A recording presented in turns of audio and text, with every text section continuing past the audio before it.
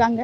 அது வந்து மனசுக்கு ரொம்ப சந்தோஷமா இருக்கு. இருந்தாலும் கூட என் மகன் போனதை தாங்க முடியாத வருத்தமும் இருக்கு. 11 மணிக்கு நடந்திருக்கு கோயில்ல. எனக்கு தெரியப்படுத்தவே இல்லை.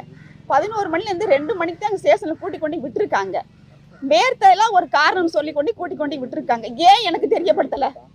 வீட்டுக்கு என் மகன் இப்படி செஞ்சிருக்கேன் அப்படின்னு ஏன் எனக்கு தெரியப்படுத்தலை? யாராலும் அடிச்சிருக்கான்னு சொல்கிறாங்க. எதுக்கு அடித்தாங்க? யாருக்காக? எதுக்காக அடித்தாங்க? என்ன காரணத்துக்காக என் மகன் செஞ்சதை பார்த்து அடித்தாங்க? எனக்கு சொல்லியிருக்கணும்ல. சொல்லாமல் கூட்டி கொண்டு விட்டுட்டு எனக்கு தெரியவே தெரியாது. 4:30 மணிக்கு தான் சொல்கிறாங்க. எனக்கு தெரியும் சொல்கிறாங்க இந்த மாதிரின்னு. எதுக்கு சொல்லாமல் கூட்டிட்டு விட்டாங்க? யார் எடுத்ததை பார்த்தது? இந்த நிக்கிதான்ற மேடம் வந்து பொய் புகார் கொடுத்துருக்காங்க. யார் சொல்லி கொடுத்தாங்க? பெரிய இடத்துலேருந்து உத்தரவு வந்துச்சு. நாங்கள் அதனால் அந்த உத்தரவு பட்டு செஞ்சோம் அப்படின்னு இந்த போலீஸ்காரங்க 5 பேர் சொல்கிறாங்க. அந்த 5 பேர் வந்து பெரிய இடங்கிறது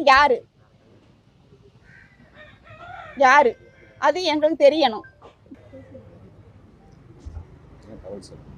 எனக்கு ஏன் தெரியப்படும்? 4:30 மணிக்கு தான் எனக்கு தெரியும். நாங்கள் போய் ஸ்டேஷனில் போய் என் மயனை போய் பார்த்தோம். நானும் சின்ன பையன் போய் 8 மணிக்கு பார்த்தோம்.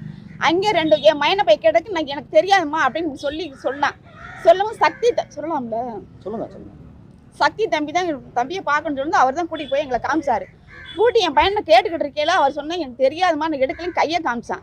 அப்போ வந்து ஒரு போலீஸ்கார் வந்து நீங்கள் நிற்காதம்மா போங்கம்மா போங்க 2 பேர் விரட்டி விட்டாங்க. நாங்கள் வெளியே போய் நானும் என் பையன் நின்றுக்கிட்டு இருந்தோம். அப்புறம் வெளியிலேயும் எங்களை நிற்க விட மாட்டேன்ட்டாங்க போலீஸ்காரவங்க. வந்து அப்புறம் சக்திகிட்ட கேட்டு எப்படின்னா போக சொல்கிறாங்க. இப்போ நீங்கள் போங்கம்மா நான் பார்த்து கூட்டிகிட்டு வந்துடுறேன் அப்படின்னு சொன்னாப்புல.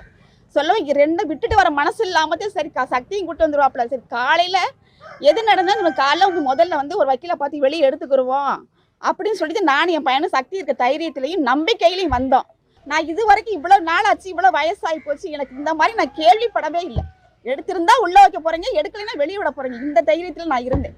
இல்லைன்னா எடுத்திருந்தா உள்ளே வைக்கப்பாங்க, நம்ம ஒரு வக்கீலை பார்த்து நாளைக்கு எடுத்துக்கிறோம் அப்படின்ற தைரியத்தில் நானும் என் பையனும் ரொம்ப. இவனையும் கூட்டிகிட்டு போய் 6 மணி சரி 6 மணிக்கு விட்டுருவாங்கன்னு திரும்ப சொன்னாங்க.